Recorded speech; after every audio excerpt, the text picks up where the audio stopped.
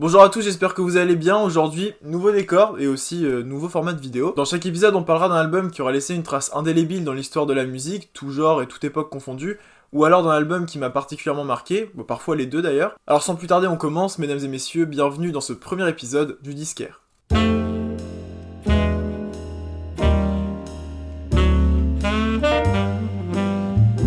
Après presque 30 ans de carrière et 4 albums studio, les Daft Punk ont décidé de se séparer. C'est une nouvelle qui a un peu surpris tout le monde, même si on pouvait comprendre puisqu'il n'y avait pas eu d'album studio depuis 2013 quoi. L'une de leurs dernières apparitions remonte quand même à 2016 avec The Weeknd sur l'album Starboy, qui leur a valu d'ailleurs leur premier numéro 1 des charts de leur carrière. Et décider de se séparer après un tel succès, ça peut se comprendre, même si on est un peu tous déçus de pas avoir un nouvel album des Daft Punk, surtout quand le dernier c'était Random Access Memories. Et ça tombe plutôt bien puisque en fait c'est l'album dont on va parler aujourd'hui. C'est comme bien fait. Sorti en 2013, Random Access Memories est le quatrième et dernier album studio des Daft Punk qui fait suite à Homework sorti en 97, Discovery en 2001 et Human After All en 2005. Ils ont également participé à d'autres projets comme la BO de Tron Legacy ou à la réalisation de leur film expérimental Electroma pour ne citer que. Ce quatrième album leur a fait remporter 4 Grammy Awards dans plusieurs des grosses catégories dont l'album de l'année ou encore le meilleur enregistrement de l'année avec le smash hit Get Lucky.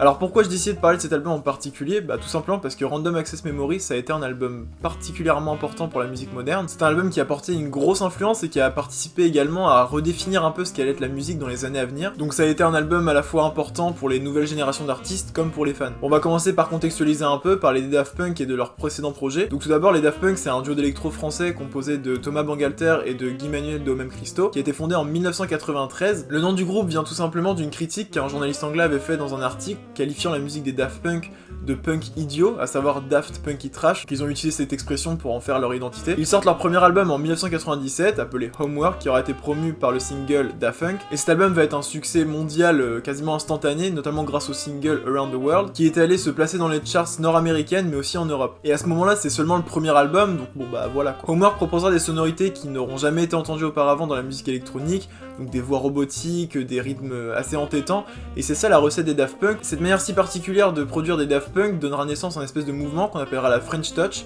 qui fera rayonner la France et du coup les Daft Punk dans le monde entier. 4 ans plus tard, donc en 2001, sort Discovery, qui est pour moi l'un des meilleurs albums du groupe, et cette fois-ci la recette change, et d'abord de manière visuelle, puisque c'est à partir de Discovery que les Daft Punk seront reconnaissables grâce à leur casque en tant que robots, mais aussi en termes de musique, puisque Discovery abordera des sons beaucoup plus pop, beaucoup plus disco, d'ailleurs Discovery, je pense que c'est lié. Mais du coup, ça fut l'une des raisons pour lesquelles l'album a été beaucoup critiqué à l'époque, parce qu'on passait de Homework à Discovery sans transition, les sonorités étaient complètement différentes, et du coup, les fans de la première heure ont pas trop kiffé le délire. Mais Discovery est un album qui aura su mûrir dans le temps, et qui aura vu de très très bons singles émerger, notamment One More Time, Harder, Better, Faster, Stronger, Very Disco, ou encore Digital Love. Nous passons en 2005 avec la sortie de Human After All, qui bien que ce soit l'un des projets les plus critiqués du groupe, c'est aussi l'un des plus philosophiques et qui abordera des thèmes qui seront vraiment propres à la carrière des Daft Punk. Déjà rien que dans le titre, Human After All, donc littéralement humain après tout, on pourrait penser que d'abord c'est une manière de rappeler aux gens que derrière ces robots, ce sont bien sûr des humains, mais c'est en creusant dans l'album et tout ce qu'il y a autour qu'on peut interpréter bien d'autres messages, notamment une critique de la déshumanisation de la société. Et ça c'est un thème super important dans la carrière des Daft Punk, qui sera même d'ailleurs retranscrit dans le film Daft Punk's Electroma, qui sera sorti à l'occasion du Festival du Cannes de 2006. Et dans ce film expérimental, on suit du coup les deux robots des Daft Punk évoluer dans un monde où la machine a pris le dessus, et les deux robots sont vraiment en quête d'humanité en fait. C'est d'ailleurs un extrait de ce film qui sera utilisé dans la vidéo épilogue pour annoncer la dissolution du groupe,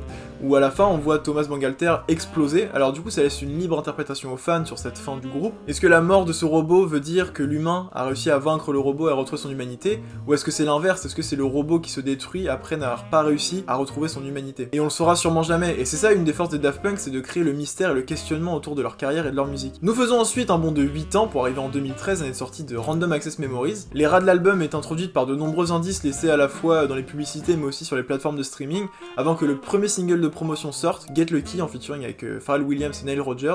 Donc évidemment là c'est le succès international. C'est un single qui vient un peu bouleverser les codes de l'époque en apportant une touche un peu plus funk et disco à la musique, ça fait un peu de frais dans les charts, ça fait plaisir. Et l'album quant à lui sera précipité par de nombreux leaks et finira par sortir le 13 mai 2013. L'album contient 13 titres pour 74 minutes d'écoute. Bon, une chose est sûre, les Daft Punk ont toujours influencé au cours de leur carrière, mais c'est au moment de Random Access Memories que leur influence aura été la plus importante, tout simplement parce que ce moment-là c'était le moment où ils étaient le plus célèbres. Mais nous on va regarder de plus près l'album pour essayer de comprendre quel message ils ont voulu faire passer et comment cet album a bien pu influencer la manière de produire pour les musiques qui sortent en ce moment. Car oui, les Daft Punk avaient pour ambition d'un peu bouleverser les codes et les habitudes, et ce dès l'intro de l'album, Give Life Back to Music.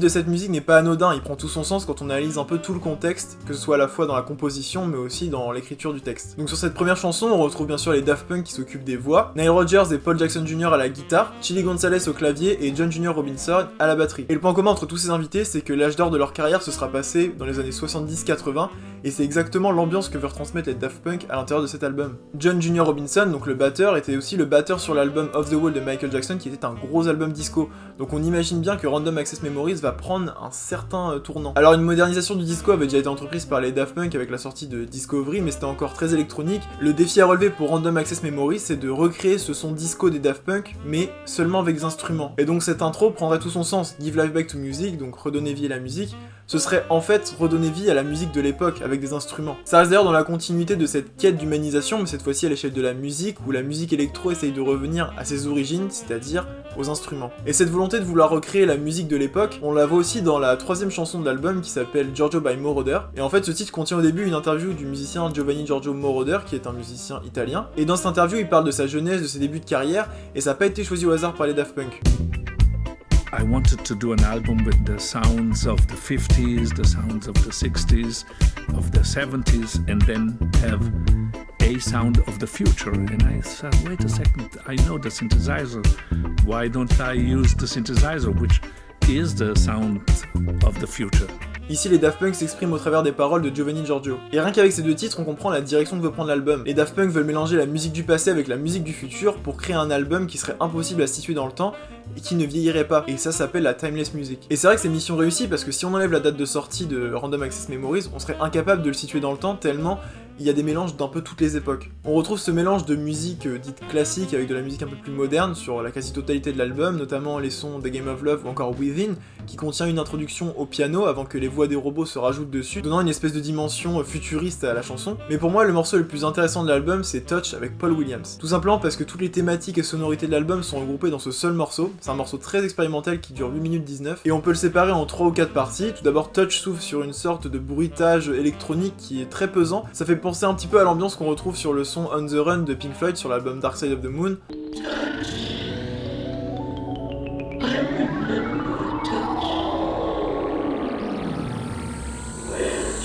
La deuxième partie du morceau, c'est le moment où Paul Williams commence à chanter et l'ambiance devient tout de suite plus disco, plus funk. Kiss, suddenly alive, happiness arrive, hunger like a storm, how do I begin? Donc la musique s'ouvre sur une espèce de voyage dans l'espace un peu inquiétant pour ensuite déraper sur une soirée disco avant d'arriver ensuite sur un orchestre avec une chorale, c'est assez impressionnant. Et cette chorale qui est d'abord constituée de voix humaines avant que les voix des Daft Punk robotiques viennent s'ajouter dessus, redonnant encore une fois cette dimension de parallèle entre musique de l'époque et musique futuriste.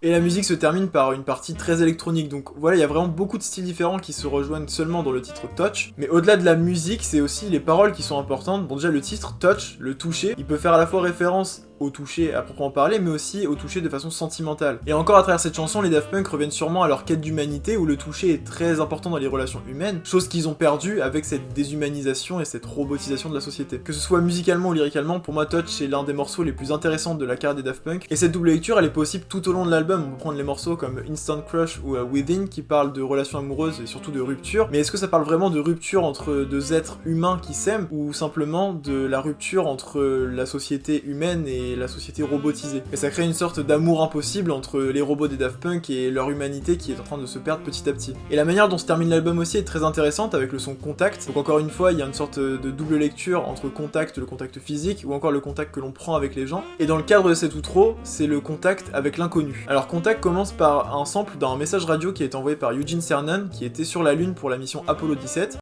Hey Bob, I'm looking at what Jack was talking about, and it's definitely not a particle that's nearby. It is a bright object, and it's obviously rotating because it's flashing. It's way out in the distance, apparently rotating in a very rhythmic fashion because the flashes come around almost on time. As we look back at the Earth, it's up at about 11 o'clock, about maybe 10 or 12 Earth diameters.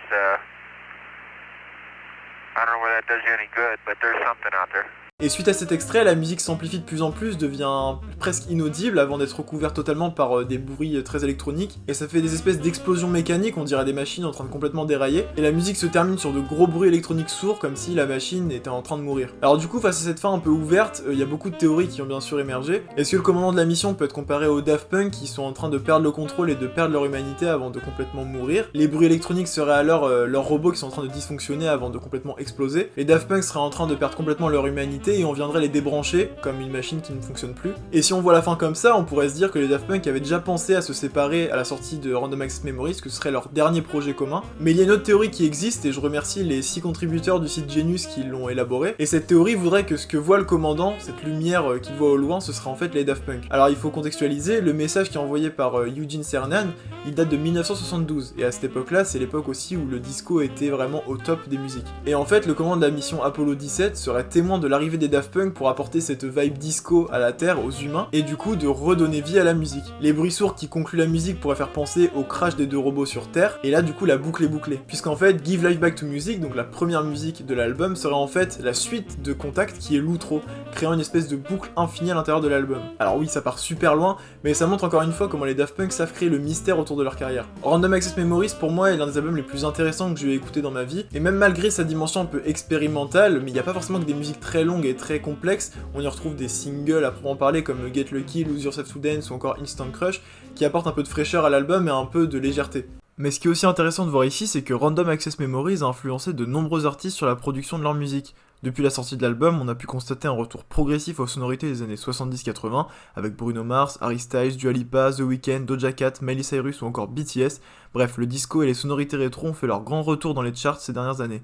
Random Access Memories n'a pas été le seul et unique facteur à ce retour dans le passé, mais force est de constater que ces sonorités ont fait leur retour dans les années qui ont suivi la sortie de l'album. Alors c'est mission réussie pour les Daft Punk qui, comme ils le souhaitaient, ont redonné vie à la musique. Alors voilà, cette vidéo est terminée, j'espère qu'elle vous aura plu. C'est une vidéo qui m'a demandé beaucoup de travail, mais je me suis régalé à la faire parce que j'ai pu me replonger dans tous les albums des Daft Punk et de me documenter au max. Donc c'est vraiment hyper plaisant à faire. N'hésitez pas à me dire dans les commentaires si vous avez d'autres théories par rapport à l'album, si vous pensez que la séparation des Daft Punk même est une vraie séparation, ils vont revenir quand même en 2021, faire un album. Il y a plein de choses qui circulent, on sait jamais. Vous pouvez même me faire des suggestions en commentaire d'albums que vous pensez utiles à traiter en tant qu'album révolutionnaire, on va dire. Et moi je vous dis à la prochaine.